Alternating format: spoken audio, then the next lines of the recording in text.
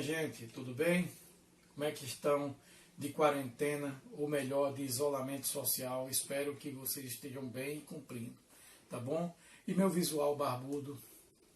Gente, olha, eu estou aqui para fazer uma pequena aula para a gente revisar alguns assuntos e a gente não ficar tão atrasados nos que virão, tá bom? Então, o que eu quero dizer a vocês é que eu não sou profissional de tecnologia, né, nem de vídeo, eu sou profissional da educação.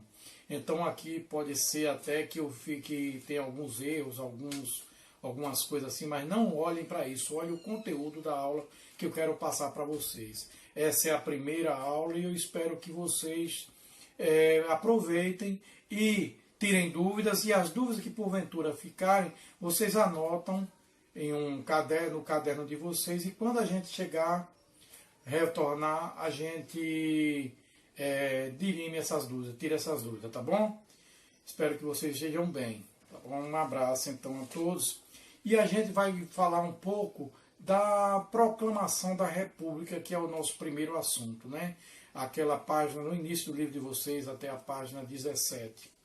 Nós vamos começar fazendo novamente, como eu já fiz, mas para reforçar, uma pequena revisão da história do Brasil, começando com a independência do Brasil, né? Com a proclamação da independência. Então, como a gente já estudou, a independência, a proclamação foi feita no dia 7 de setembro de 1822, e aí Dom Pedro I, ele fica como regente do Brasil, como imperador do Brasil, de 7 de setembro de 1822 até 1831. É a época chamada de Primeiro Reinado, né? Ou Primeiro Império. Depois, em 1831, o que é que acontece? Vocês lembram? Dom Pedro era também herdeiro do trono de Portugal. Depois da morte de seu pai, Dom João, ele fica como herdeiro, mas ele cede esse trono para a sua filha, Dona Teresa Cristina. Mas Dom Miguel dá um signal nele, né, e toma o trono de Dona Teresa Cristina. E aí Dom Pedro, porque também, Dom Pedro que eu estou me referindo aqui é o primeiro, também ele estava enfrentando aqui uma fase de muito desgaste político por conta da política centralizadora dele. As pessoas, a popularidade dele estava lá embaixo, e ele junta isso à necessidade de retomar o trono português, e ele volta para Portugal. Ele vai para Portugal em 1831, mas deixa aqui seu filho Pedro de Alcântara. Mas só que Pedro de Alcântara só tinha 5 anos de idade. Ora, é óbvio que uma criança de 5 anos de idade não pode governar um país. E o que dizia a nossa Constituição nessa época?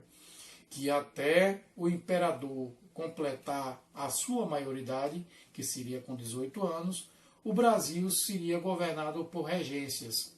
E aí, de 1831 a 1840, a gente tem o período chamado de período regencial, ou as regências, que é o período em que o Brasil é governado por homens escolhidos pelo Congresso Nacional. Esses homens eram conhecidos como regentes. Nessa fase houve mas muita revolta no Brasil. Muitas regiões brasileiras estavam querendo ficar independente, desmembrar o seu território. O Brasil ia ficar como uma América Espanhola, dividida em vários países pequenos. Então houve várias revoltas. E aí os políticos brasileiros acharam que o Brasil só ficaria forte, só se unia como nação, se houvesse um império, o imperador que centralizasse novamente o império brasileiro. Então, aí eles se uniram e decretaram, né, Dom Pedro de Alcântara maior de idade, com apenas 14 anos de idade. Foi o chamado golpe da maioridade. O que é este golpe da maioridade? Justamente isso. Decretar Pedro de Alcântara, maior de idade, com apenas 14 anos de idade. A gente sabe que a maioridade só se alcança com 18, né? Mas decretaram ele com maior de idade com 14 anos, para ele assumir o Império Brasileiro. E aí começa o período chamado de Segundo Reinado, que vai de 1840 até 1889, que é quando acontece a chamada proclamação da República, que é o nosso foco agora. Então, falando de proclamação da República, a gente tem que entender que houve vários fatores que contribuíram para esta proclamação da República. Primeiro, a questão religiosa e segundo, a questão militar. Mas antes da gente detalhar o que foi questão militar e o que foi questão religiosa, nós vamos falar a diferença para alguns que não lembram, qual é a diferença do regime chamado de monarquia, que era o que a gente tinha até agora, até aquele momento, para a república, que a gente tem a partir de 1889. Na monarquia, nós temos um imperador ou um rei, né? Um homem que tem todo o poder, ele reinava absoluto, como era o caso de Dom Pedro II. Ele tinha, o Brasil naquela época, além dos três poderes, o executivo, o legislativo e o judiciário, tinha um poder moderador, que era um poder acima dos outros poderes. Não é? E a última palavra era sempre do imperador. Todas as outras instituições tinham que obedecer ao imperador. Além disso, o Brasil era um governo que não era laico, não tinha separação entre a igreja e o Estado. Né? O Brasil governava junto com a igreja. Por exemplo, só tinha uma religião, que era a católica cristã. Todos os brasileiros eram obrigados a seguir aquela religião. E com a República não, com o advento da República nós vamos ter um presidente auxiliado pelo poder executivo, legislativo, que seria os deputados federais e os senadores, e o judiciário, que era o juiz do Supremo Tribunal Federal. Então um presidente, como um presidente, não podia tudo, né? Não podia fazer tudo, ele tinha que ser governado por uma Constituição, não é? Ele ia governar juntamente com esses órgãos e com uma Constituição, que é a Carta Magna de um país, é onde estão as leis de um país, onde está ali escritos os direitos e os deveres de todo cidadão. Então, além disso também, os estados passam, que eram chamados de províncias antigamente, província da Bahia, província de Sergipe, província de São Paulo, província do Rio de Janeiro, passam a se chamar estados. E com isso não é só o nome que muda, também muda as suas independência, a sua independência para algumas coisas. Os estados passam a ter autonomia para algumas coisas, como fazer sua própria polícia, escolher seus próprios governantes e etc. Então vamos primeiro aqui, gostaria primeiro de falar sobre a questão militar. O que foi, aliás, a questão religiosa. Primeiro, a questão religiosa. E o que foi essa questão religiosa que contribuiu primeiro para a proclamação da República? Para a gente entender a questão religiosa, a gente tem que entender o que é primeiro beneplácito, uma palavrinha chamada beneplácito, e uma segunda palavra chamada padroado. O beneplácito era a confirmação, a aceitação que o presidente tinha, ou o imperador tinha antes do presidente, né? O imperador tinha de aceitar ou não as ordens do Papa, da Igreja Católica, né? Claro. Então, vinha uma bula papal, uma ordem papal, e se o direito de o imperador aceitar aquela ordem era chamado de beneplácito. Ela só tinha valor no Brasil se o imperador desse o seu beneplácito, ou seja, aceitasse aquela ordem. E o segundo era o padroado. O padroado o que significa que o imperador tinha o direito de escolher os bispos da Igreja Católica. Ele podia escolher e indicar os bispos e ele mesmo pagava. O governo é que pagava, não era a igreja que pagava os bispos. Então essas duas palavrinhas é muito importante para a gente entender a questão religiosa. Né? E o que foi essa questão religiosa então? Em 1824, o Papa Pio IX, ele mandou uma bula, ou seja, uma ordem para o Brasil, dizendo para que nenhuma pessoa católica fizesse parte da maçonaria. quem fizesse parte da maçonaria tinha que ser expulso pela igreja. Então mandou para cá, mas Dom Pedro II não deu o seu beneplácito, ou seja, ele não aceitou aquela ordem do Papa Pio IX. Por quê? Porque ele achava que a maçonaria não tinha nada contra o catolicismo, por isso não aceitou.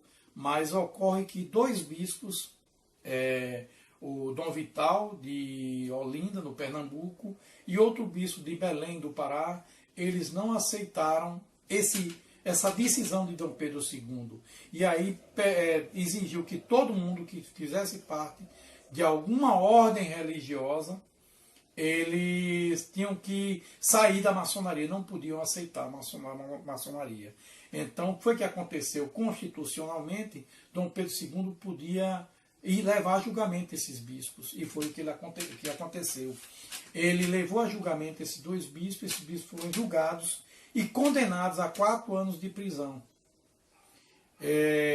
Depois de um ano, Dom Pedro II entrou em acordo com o Papa, né? E essa condenação foi revogada, foi cancelada. E os bispos voltaram a ter uma vida religiosa normal.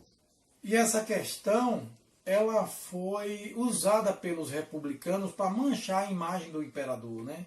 Aí foi dizendo que o imperador era muito ditador, que era muito centralizador e era contra a igreja. E isso foi se alastrando pelo país e criando um sentimento anti-imperialista e anti-monarquia no Brasil e a favor da República.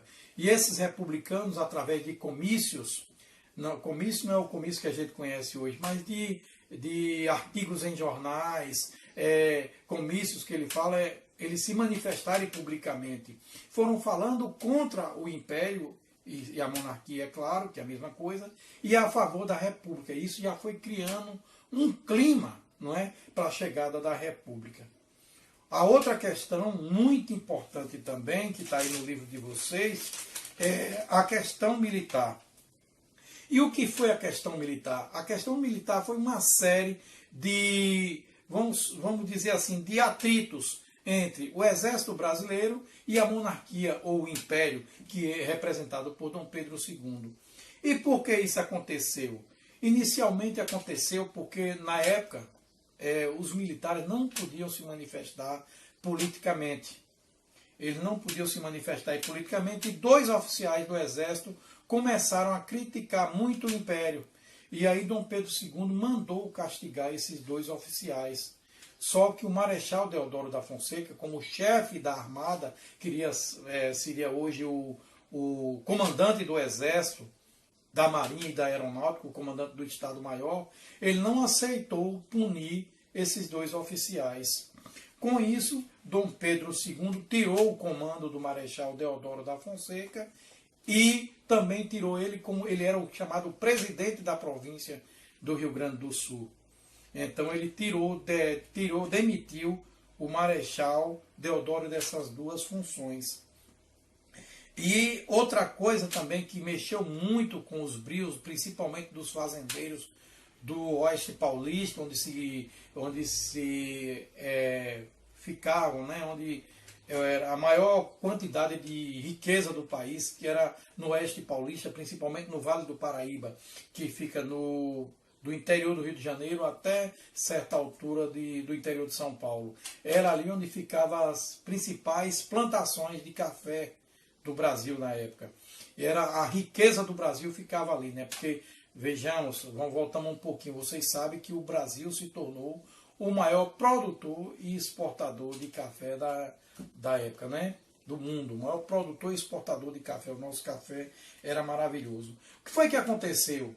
Por força de livre e espontânea pressão, né, é claro, o governo foi obrigado a decretar a abolição da escravatura, libertar todos os escravos.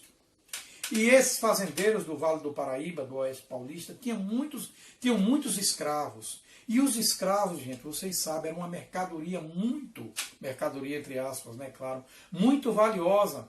Os fazendeiros que tinham muito dinheiro tinham muitos escravos. E eles foram obrigados a libertar esses escravos sem nenhuma contrapartida, ou seja, é com mais ou menos assim, como você fosse fazendeiro, tivesse muitas cabeças de gado e você fosse obrigado a tirar esse gado, abrir as porteiras e abrir mão desse gado todo, sem receber nada em troca. E isso fez com que os fazendeiros do Oeste Paulista, que eram muito poderosos por conta do seu poder econômico, tinham muito dinheiro, se revoltarem contra o Império e falarem muito contra o imperador. Isso realmente também deu muita força para o movimento republicano, até culminar na proclamação da República, que foi no dia 15 de novembro, né, de 1889. Né? Então a proclamação da República foi 15 de novembro de 1889, final do segundo reinado. Tá certo? E aí eu queria falar um pouco, muito rapidamente, para essa aula não se estender tanto, dizer que a nossa primeira Constituição republicana, Constituição, vocês já sabem o que é, né? A Carta Magna do país, é o documento mais importante, que é na Constituição, que tem, por exemplo, todos os direitos e todos os deveres do cidadão. Do mais alto cargo ao tal mais baixo, não é? Tem que se cumprir a Constituição. Aquilo ali que, por exemplo, se você for condenado a matar uma pessoa, você pode pegar até 30 anos de prisão. E isso pode ser do presidente da República até o cargo mais baixo, o cidadão mais simples que tiver. Essa lei vale para todos. Aí a gente entra naquela história, né? Se você tiver dinheiro e pagar bons advogados, vai protelando e tudo, mas a lei é uma só para todos, tá bom? Então, tem 4 pontos na Constituição Republicana, nossa primeira Constituição Republicana, que eu gostaria de chamar a atenção para vocês. A primeira é o federalismo. O primeiro tópico seria o federalismo. E o que é isso, professor? O federalismo é que o Brasil era uma república federativa feita com mais alguns estados, composto de vários estados. Esses estados, que antes eram chamados de províncias, eles passam a ser chamados estados agora, e eles têm autonomia. O que é autonomia? Independência para fazer algumas coisas. Tem um poder maior, que é o poder executivo, que é o presidente da República, mas os estados têm os seus governadores escolhidos pelo seu próprio povo, através da sua autonomia. Podia fazer também sua própria força militar, que são as polícias militares de hoje, né? E, além disso, também, eles podiam contrair empréstimos no exterior, né, para investir na sua economia, podia fazer algumas leis estaduais. Importante que vocês entendam que todo estado também tem a nossa Carta Magna, a Carta Maior, a Constituição Federal Brasileira, e cada estado tem sua própria Constituição, e cada município tem sua própria lei, chamada de lei orgânica. Não é a Constituição, é a lei orgânica. Nenhuma pode se superar a lei maior, que é a Constituição Federal. Por exemplo, a Constituição do Estado da Bahia não pode ter lei maior do que a lei federal. Por sua vez, a Constituição de Pombal ou do Banzaê, que seria a sua lei orgânica, não pode ultrapassar as leis nem da Constituição Estadual, nem da Constituição Federal. Entenderam essa parte do federalismo, gente? Então, o primeiro ponto, desculpem, é o federalismo. O segundo ponto é a divisão dos poderes. A gente lembre que tinha o poder moderador, não é? Que era o quarto poder acima de todos, e agora não. Agora nós temos os 3 poderes. Lembra de Montesquieu, no Iluminismo, ano passado? Então, poder executivo, poder legislativo e poder judiciário. O poder executivo, com a função de administrar o país, né, é exercido pelo presidente da República. O poder legislativo é composto do Congresso Nacional, ou seja, os deputados federais e os senadores da República. E o poder judiciário é os juízes do Supremo, principalmente do Supremo Tribunal Federal. Então, é o segundo tópico, a divisão do poder em 3. A terceiro grande tópico que eu gostaria de chamar a atenção é a separação da Igreja do Estado. O Brasil passa a ser um país laico, não tem mais Igreja e Estado governando junto, não tem mais religião oficial, desculpem,